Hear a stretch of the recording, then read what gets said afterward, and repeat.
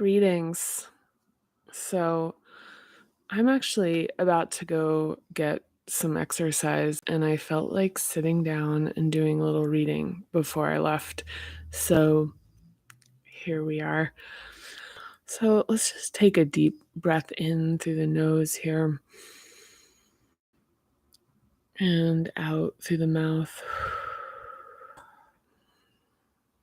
to settle in. And so, it's a pretty overcast day today in Boston. It's kind of a quasi like holiday weekend, the 3rd of July on a Monday. But I actually wanted to I think the reason I wanted to come on and do some reading is that I'm feeling I'm feeling the sensation of grief. And I think that a lot of what I'm doing with this and the challenge that I experience in it is that this the delivery of this in the way that is in its integrity is is it doesn't match up necessarily with like popular narratives around how to actually around, I guess I'd almost call it self-help, and that self-help is comforting, and that there's really something for that. There's a really important function that that plays, which is related to really like what we do here in Parinoma, which is nervous system regulation, it's restoration, and and the idea that there would be something that we can do. And I think I talked about this in the last video, that it's just one thing. It's just one thing that if you just change your habits, or you change the way you're approaching relationships, and I think it's comforting to imagine that it isn't complicated, and that transformation doesn't involve loss, which it does. And the loss in not all cases, but in many cases, are parts of ourselves that we're attached to. Our adaptations once created safety, and they helped ferry us through times when we needed them. So our attachment to them is kind of like, it's security blanket or something, kind of something like that. It's pretty innocent, but they're maladapted to where we are now, and they're creating drag on our ability to ascend to greater levels of freedom, joy, happiness, fulfillment, you name it. And the thing is that that is a loss. It is a loss, even if it's like the great unveiling, that it's like the need to control is like like a trauma response, as people, as it's called. The need, just like all the things, the criticism is a need to protect ourselves. Being fearful is actually a way of trying to predict bad things that'll happen. Uh, um, and even states that are just familiar to us, that we're really that feelings that are familiar to us, we equate with safety. So we turn to feelings that are like, maybe like anxiety or vigilance or whatever, like in kind of a way to try to find comfort. But so to the point of Parinama and its relative challenges are that, it's not this part that we're in right now, which is the third hub, interruptions and stressors, are particularly hard, um, for many people. Some people not so much. It tends to be, I think one of the things that I see, and I see with folks, is that it's the third hub, this hub or the fourth that kind of create the kind of moment of kind of shock in a sense of or just resistance, and that the first and the second hub are where a lot of the foundation and flow in terms of the restoration take place. But I think it's one of the important things about this is that we're looking into places that we normally wouldn't consider to find um like restoration and to find like elevation. But anyway, so yeah, I guess the thing is I'm feeling and so yeah, right now it's like I'm feeling like a sense of grief, and I'm not trying to do too much to figure out what that is. I think like what's causing it. I'm kind of looking to like what are like just to feeling it and being curious about it. And I think that's one of the things that also makes this, like, not not so much fun because I think one of the things that's hard to let go of is that the state that we, like, are seeking is, like, happiness, like, it's, like, permanent happiness. They're happy all the time, and, that's not real, and that's not real. That it really is about creating this different relationship with like so-called bad feelings. It's actually just really at its heart becoming good at being miserable, becoming skillfully miserable. And that means being able to be present with it and curious about it and comforting to it and kind to it and not try to shift it away right away. Listen to it, just feel it. There like, in terms of loss, which there's a lot of loss going on right now, at least in my little patch of the world that's profound, folks losing loved ones, and, one of the things about grief and feeling is that grief is, like our ability to grieve is, like, directly related to our ability to love. 'Cause the fear of loss, the fear is one of the key definers in terms of our capacity to live. Some of the other aspects of it are how much we're taught and how much we understand and how much we're comfortable with, but another side of it really does have to do with our fear of losing and the protective mechanism that walls off grief. Because I mean, I don't know if there's anything worse, right? Than grief, being sad. So, you know, and it's actually good to talk this through with you. And it's one of the reasons I think that I was like, yeah, go on and just show what it's like to do this practice in real life, which is to have bad feelings and allow them to exist, without trying to force a meaning on them or just like allow them to exist. And one of the things is that in growing my own capacity for grief, considering that to be growing my capacity for love.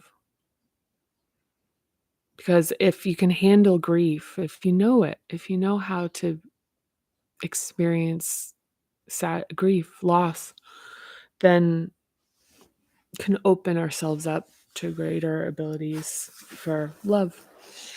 So, not exactly on this topic. I'm going to be reading the introduction to the interruptions and stressors for the first hub, but like slightly related.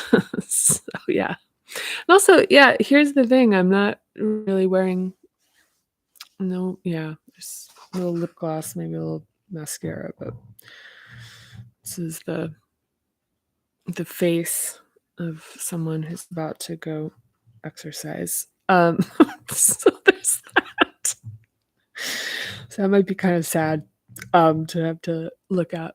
So maybe close your eyes. Relax. All right. So, yeah, just as a preamble to this is that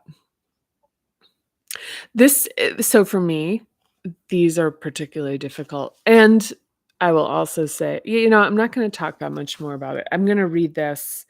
I think the difficulty of these upcoming ones speaks for itself, and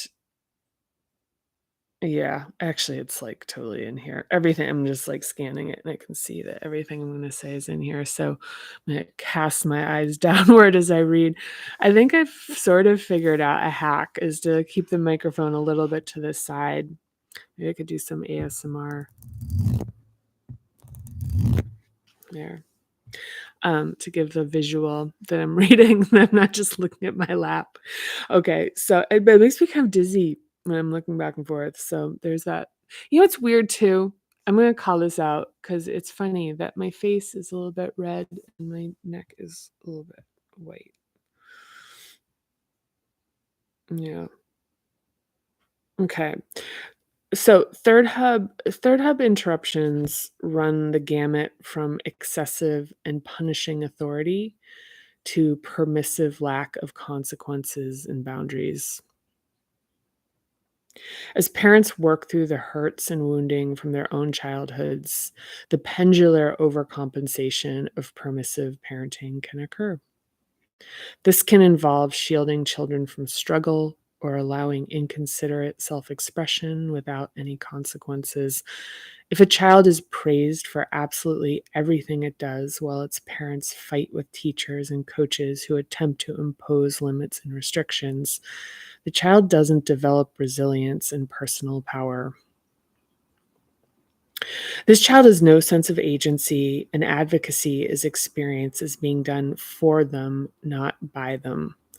Overbearing parents, the so called helicopter, snowplow, or bulldozer parents, imagine themselves as the hero they never had as they fight off demons, perhaps living out the fantasy of standing up against their own restrictive childhoods.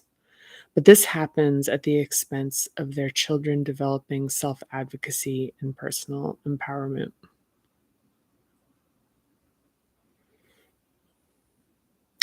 Yeah, it's interesting, like this chapter in general. I think because it's really loaded for me personally. You see, or I see in it, I see where, it's like when I wrote the book, kind of like three gates that I passed through. One was the biographical version where I was really writing about my own experiences. And then the next was where I expanded it out, but and removed the personal information. But the tone was kind of like a little pedantic and preachy. And then the next like turn on it was where it actually kind of ascended that and and this doesn't really, I feel like this is really, a lot of this is kind of stuck somewhere um kind of in the process of that. I can see that here.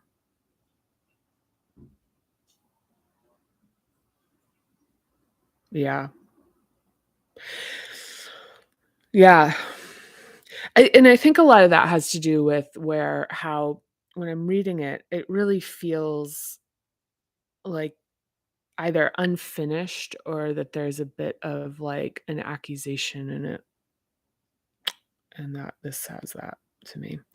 So anyway, I'll continue. So by contrast, when shaming, punishment, and authority are overused, children are taught that the joy of freedom and independence can be stripped away without a moment's notice.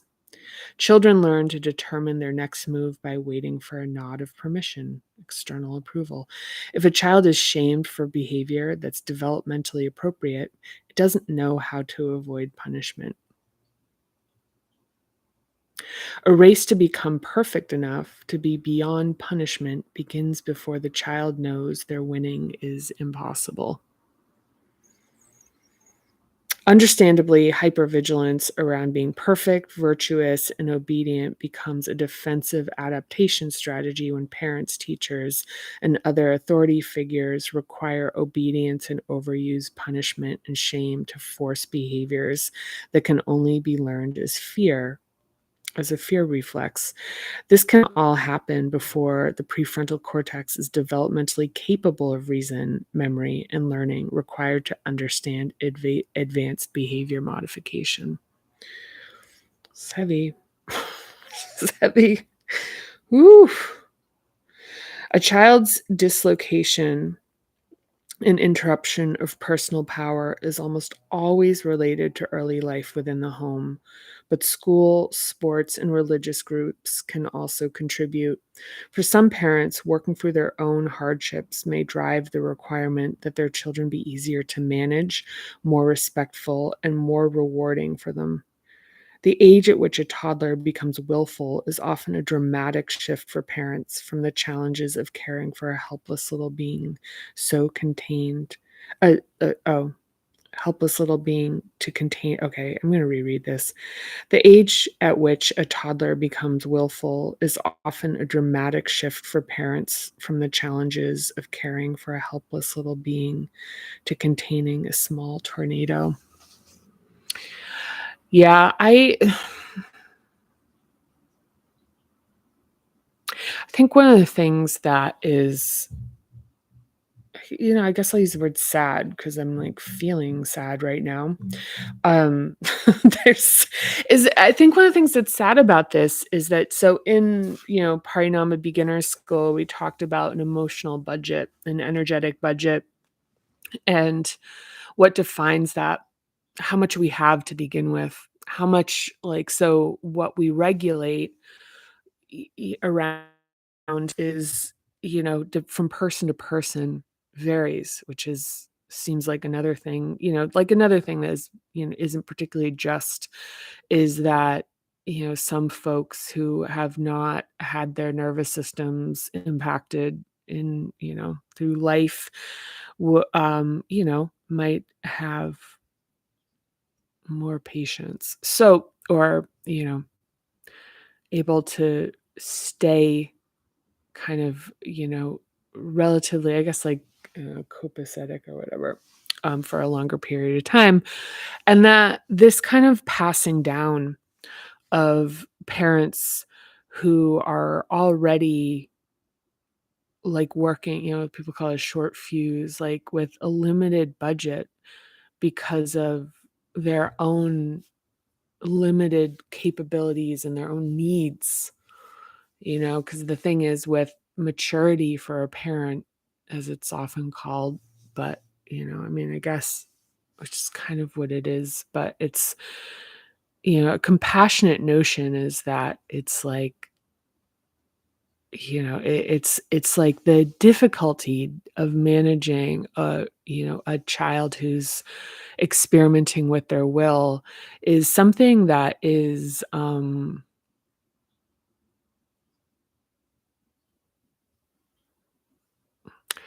it's hard to appreciate if you're not, kind of strained and stressed if you haven't had the direct experience of what it's like to have a child, be tired and to be tired yourself and to be, impatient and drained and maybe needing nurturing yourself and have a child who is like endlessly energetic and testing. And also for those of us, who had a lot of, this third hub, like like those who experience a lot of, maybe like punishment, obedience, authoritarianism, like to be better behaved, as parents it's even difficult, like that kind of that's not fair hidden self matter, which is to see another being freely expressing something that we don't feel like we're allowed to have, also I think creates the shaming of it. So, geez, it's hard. This one's tough. This like hurts my heart actually. and my heart was already feeling a little hurt, so, yeah. Here, let's take a little bell. Take a little breather.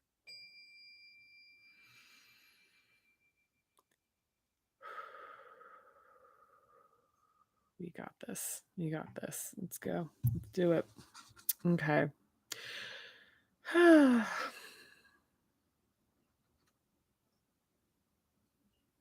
So, an adult outcome of power dislocation is the feeling of being perplexed at having done everything right, going to college, getting a good job, a house, and a relationship, but still feeling unsatisfied. A quote often attributed to theologian and writer Thomas Merton says that people may spend their whole life climbing the ladder of success only to find once they reach the top that the ladder is leaning against the wrong wall. It's a really big one. And this is, at least in my experience, this is, I think I've talked before if you've seen the if you've heard that me talk about this, or is that in my world, this was one of the big eye openers, was how many people that I worked with in professional settings, high performing people, and people who had like enviable careers, and who, if you saw them from the outside, you'd never guess, kind of thing, really struggling with that's like this notion of, I followed all the directions that were given to me and really worked hard and really made sacrifices, and I found myself here and it's not working for me. Very, very, very common. So I'll keep reading. Some folks will recall early achievement behaviors of sacrificing satisfaction and enjoyment for activities that look good on college applications. Conversely, people without conventional academic track records may feel ashamed and less intelligent because they didn't achieve academic success early in life. Yeah, it gets you either way. It's literally, that's how shame works. It'll eat whatever is put in front of it. Um, the fear and aversion created between these two behavior patterns strengthen shame in the non-academic, but enhances risk aversion in so-called professionals. Professionals may fear losing privilege, even when having it requires a way of life that does not fulfill them. Non-academics may fixate on the shame of feeling like a failure when they don't have degrees and high-paying jobs in so-called white-collar professions. Yeah, yeah.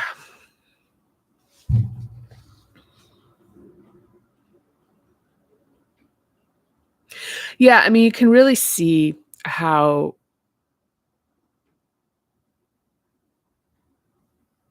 both sides of that spectrum suffer. Yeah.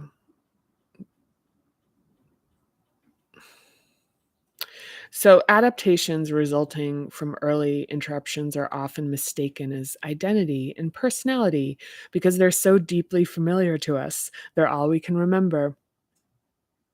Interruption in the first three hubs can lead to rescue fantasies, the hope that through love or leadership, someone could come and change everything. Whew. Good Lord, this is really heavy. The combination of physical disembodiment, emotional detachment, and the feeling that power happens outside of us creates the sense of feeling lost and confused by life. But the love of another person, or say a religious belief, will only resolve or transcend physical and emotional self esteem. Wait, let's like reread that. I'm confused. Oh, let me reread that. Yeah, you miss a couple words in that, it really changes the meaning.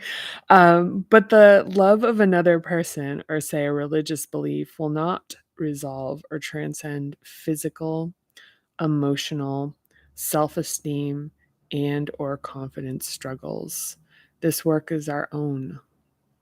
The willingness to connect early childhood with adult behavior patterns is often met with resistance until the suffering becomes untenable and we are ready to explore transformational practices like therapy and other inward looking actions like the stuff we do in here. Ah, ooh, whew. Yeah, I haven't read that since on a page. Some of this stuff, it's like, it's interesting because it's like there's this whole other part of it, which is that the process of writing it involves like a lot of introspection and a lot of writing different versions of it and editing it and going through it. So even the relationship that I have with it is has this reaches deeper, and I think that's something I've, just with reading the book a year out from having read it last, is seeing how parts that I thought were really high impact could be easily missed. So they can be like, it's a sentence, and to me, it's like, oh, it's like I really see how potent that one sentence is. But it's like with reading, it's like you're reading, and even when I was reading just now, it's like you can kind of like slide through a couple sentences and sort of be there partially, and yeah. So there's that. There's that whole thing. Gosh, these are really hard. These are really hard. They're heartbreaking.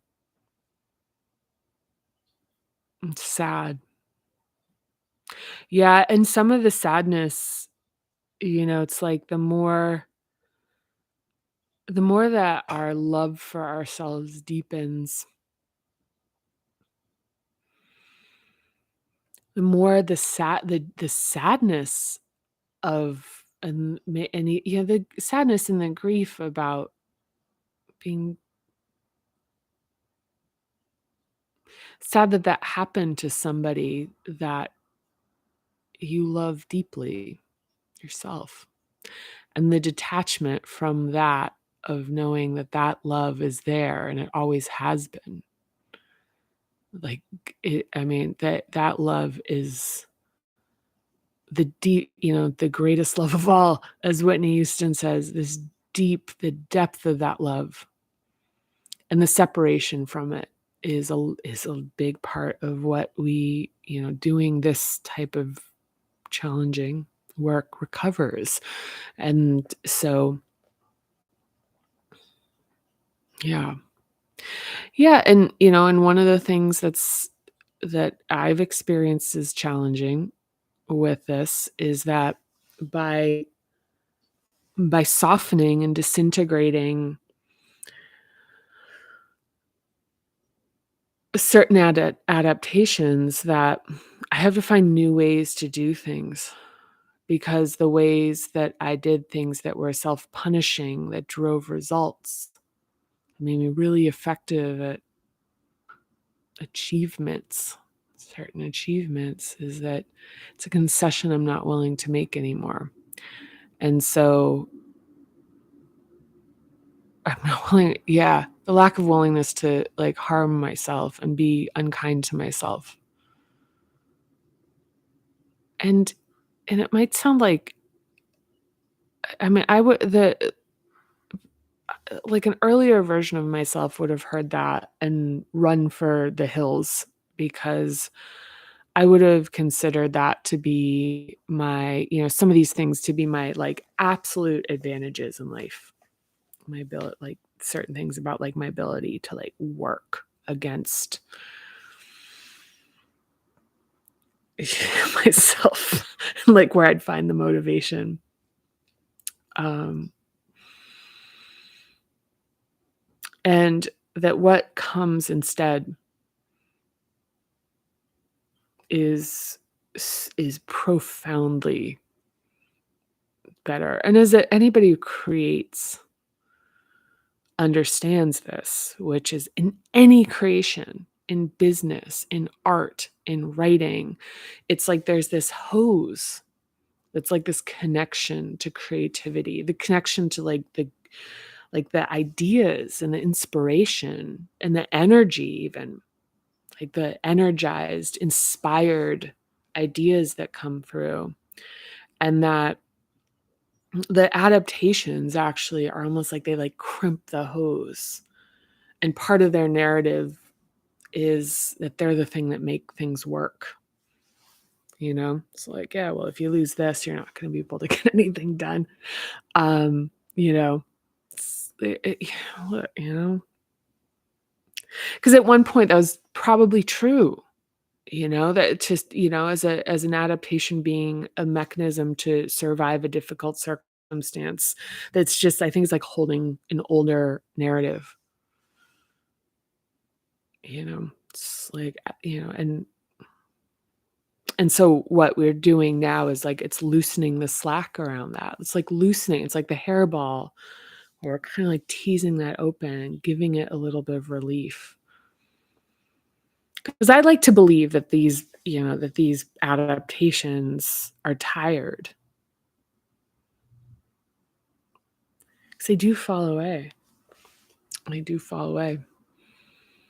Especially if we respect them for what they are instead of fighting them like they're villains in us.